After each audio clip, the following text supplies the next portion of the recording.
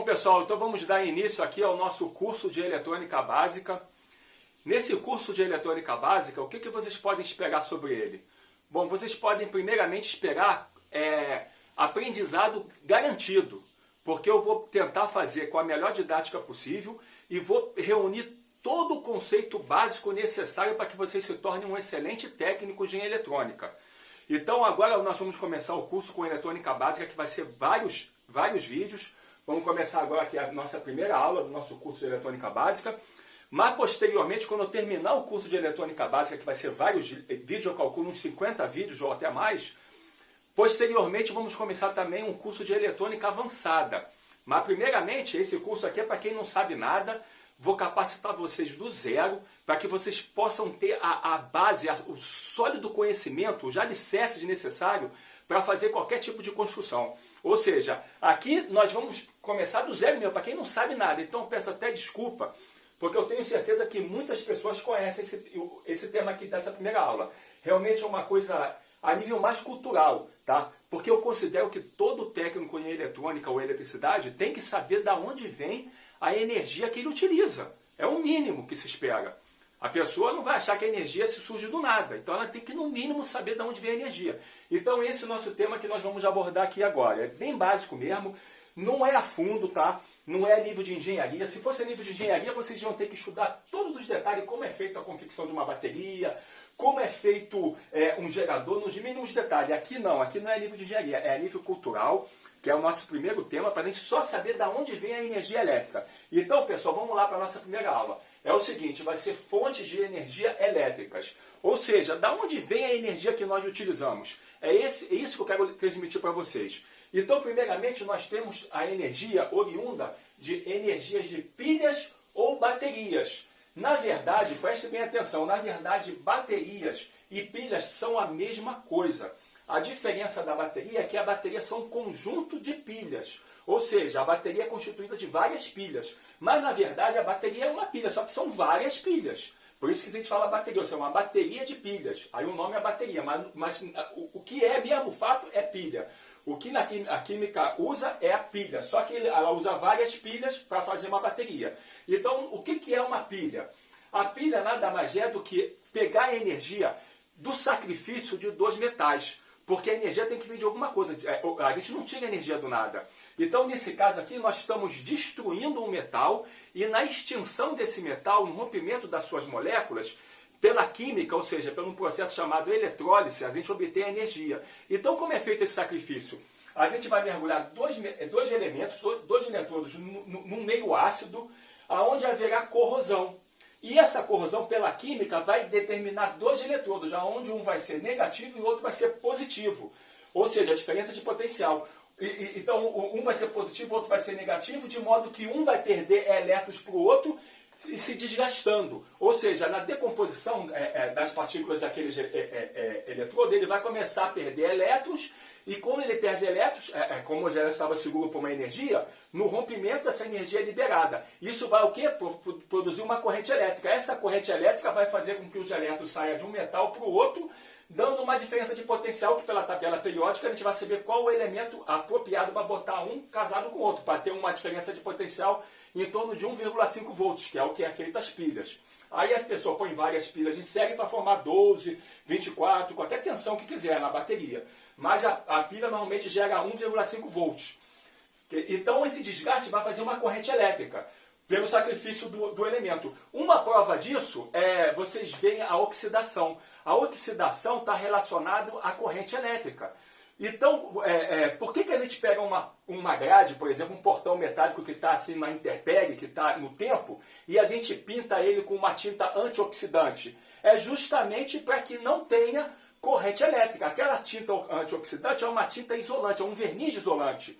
Aquele verniz isolante, quando você pinta a superfície de um metal, ele está isolado, então ele já não consegue mais fazer correntes para o ar. Aquela corrente que ele faz, que está produzindo corrente elétrica, é que desgasta ele, por isso que o metal oxida. Aí você pinta o metal, quando você pinta ele já não gera mais corrente elétrica, porque ele não está mais se oxidando. E aí ele já não corrói. Então a pessoa observando isso, essa corrosão do metal, que é justamente por corrente elétrica, é que fizeram a bateria, a pilha e a bateria elétrica. Ou seja, a gente agora vai forçar com que o elemento se corroa mais rapidamente. A gente na rua a gente pinta o metal para ele não se oxidar. A gente isola ele. E na bateria a gente faz o oposto. A gente acelera a corrosão. A gente coloca os metais dentro do ácido para acelerar essa corrosão. Essa corrosão que desgasta o metal e o metal se deposita no outro metal, faz a corrente elétrica, ou seja, um perde elétrons para o outro. Essa perda de elétrons de um para o outro faz com que um se aglomere os elétrons e o outro perca. Então um faz um buraco e o outro vai se enchendo numa deformidade lá com os elétrons do outro. Aí faz a corrente elétrica. E quando o metal já se corroeu bastante, o que acontece? A bateria se esgotou, então já não tem mais carga. Então a gente tem que meter uma outra força, uma tensão oposta aqui na bateria para carregar ela de novo. Quando a gente mete uma tensão oposta, a gente está obrigando que aquele metal que recebeu os elétrons devolva os elétrons para aquele que perdeu. Então é como se o metal que perdeu elétrons se reconstituísse de novo. Literalmente ele perde elétrons, ele vai se afinando, mas no processo de recarga, ele se constrói de novo, ele torna a ser o metal que ele era antes. Os elétrons voltam de novo com uma força externa. E se recompõe, aí a bateria está carregada. Só que isso tem vida útil. Por quê? Porque o processo de perda de elétrons e recuperação de elétrons nunca vai ser uniforme. Ele nunca vai conseguir se reconstituir de maneira original como ele era antes. Ele vai sempre ter verrugas, irregularidades. Então ele vai se deformando até um ponto dele começar a ter buracos. Aí ele já não consegue mais se constituir, tendo muitas lacunas, muitos buracos. E aí a bateria já está esgotada, ele vai perdendo força e acabou a vida útil da bateria. É por isso que a bateria tem vida útil. Porque o metal não vai conseguir sempre se constituir da mesma maneira. Ele vai sempre se deformando até que acabou, não tem mais como pegar carga. Então a carga é botar uma força oposta para reconstituir de novo elétrons. Aí depois que ele está constituído, o elétron está carregado, aí ele se descarrega os elétrons pelo processo do ácido e tem corrente elétrica. E essa corrente elétrica é corrente contínua. Ou seja, a gente vai encontrar uma corrente na forma de corrente contínua. Não confundir corrente contínua com corrente perpétua. Não existe corrente perpétua, porque a energia se acaba. E corrente perpétua é aquela que nunca se acaba. Isso não existe, isso é mito, as pessoas tentam conseguir isso, mas não é possível na física. Então, corrente contínua não é no sentido de ser perpétua. É dela ser contínua na polaridade, no sentido na magnitude, ou seja, a gente vai ver que futuramente que existe uma corrente alternada, onde ela muda de polaridade, de fase, de sentido, de magnitude. Então, diferentemente da corrente alternada, temos a corrente contínua, que tem polaridade, tem mais e tem menos. Então a corrente aqui é contínua, que tem polaridade. Então a gente vai ter um elemento positivo e um elemento negativo. Se inverter a polaridade de um aparelho de corrente contínua, ele queima. Tem que se respeitar as polaridades na corrente contínua. Tá? Então, agora, outra forma de energia elétrica é a energia de células fotovoltaicas. Como é essa energia de células fotovoltaicas? O que ela faz? Bom, a gente viu que a energia ela tem que vir de algum lugar. Nesse caso aqui, a energia veio do sacrifício do metal, porque a energia não se cria, não se destrói, ela se utiliza e ela se transforma em outras formas de energia. Então, assim que está a energia da natureza. A gente pega a energia de um lugar, transforma ela e utiliza ela de outra maneira. Nesse caso aqui, nós pegamos a energia dos elétrons que estavam no próprio metal, destruímos o metal com a oxidação e aproveitamos a energia do metal para ter energia corrente contínua. E nesse caso aqui, nós convertemos a energia do Sol, porque o Sol é uma fonte de energia imensa, luminosa, térmica, eletromagnética. Então aquela energia do Sol bombardeando a Terra em forma de luz, a fotovoltaica, a célula fotovoltaica consegue captar aquela energia de luz que bate na superfície dela, ou seja, a energia vai estar por metro quadrado. Quanto maior for a fotocélula, mais energia vai ter por metro quadrado. Aí aquela energia luminosa é convertida em energia elétrica. Então a fotocélula, o que ela faz? Ela converte a energia de forma de luz em energia elétrica. E da mesma maneira que a pilha, a energia tem polaridade. A corrente contínua também tem mais e menos. Também aqui nesse caso é uma energia contínua, que tem polaridade, tem que ser respeitada. Então olha que interessante, a gente pega a energia do Sol, bate na fotocélula, converte a energia luminosa em energia elétrica contínua. Essa energia elétrica convertida aqui pode alimentar os elétrons domésticos, ou essa energia pode entrar na bateria para carregar ela, para a gente ter energia acumulada, conservada, retida na bateria para poder continuar usando mesmo de noite. Então, uma combinação desse com esse faz a gente ter energia elétrica no dia todo. Aqui de dia, no sol. E de noite, armazenada na bateria. Então, a combinação desse com esse está sendo muito usado por aí, todo mundo sabe disso. Mas eu estou trazendo essa abordagem aqui porque tem gente que não conhece. Então, nós temos a energia de baterias, pilhas, energia fotovoltaica, de células fotovoltaicas. E a terceiro tipo de energia que a gente conhece são as energia de piso elétrico. O que é energia de piso elétrico? Piso elétrico é um cristal que, pela palavra grega piso elétrico, tá? O piso vem de apertar, pressurizar. Ou seja, literalmente a energia é feita pela pressurização, por apertar. Ou seja, nesse caso aqui, ele converte a energia mecânica, que a gente está empurrando, a energia mecânica em energia elétrica. E a forma de energia aqui é corrente pulsada. Porque a gente pega um cristal piezoelétrico, a gente pressiona ele, dá uma porrada, literalmente uma porrada, uma pressão nele, pum, e esse golpe que a gente dá nele, essa pressão, ele devolve um pulso de alta tensão, momentâneo, quando você solta aquele pulso inverte. Então você fica dando golpes nele e ele faz corrente pulsada. Um exemplo do a energia piezoelétrica é o Magiclick ou o isqueiro. Quem nunca viu um isqueiro? Você aperta o isqueiro lá, quando você aperta aquele isqueiro, o que fez? Você golpeou um piso elétrico que tem lá dentro. Aí ele vai fazer uma alta tensão, que é aquele raio. Aquele raio é que faz acender o gás do isqueiro. Então aquele raio pulsado é oriundo de piso elétrico. Só que diferentemente desse, esse aqui não tem um rendimento muito alto não.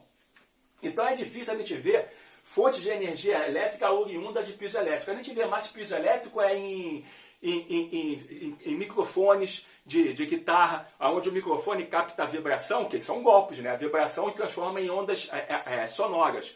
Então a gente vê isso aqui em microfones, em cápsulas de Twitter, mas a gente não vê absorvendo essa energia na prática. Até tem experimentos na China de torres que são feitas de pelos de casas, torres mesmo, prédios que são cheios de pelos piezoelétrico. Aonde o vento bate naqueles pelos, eles ficam se vibrando, se esfregando e gera pulsos de corrente elétrica.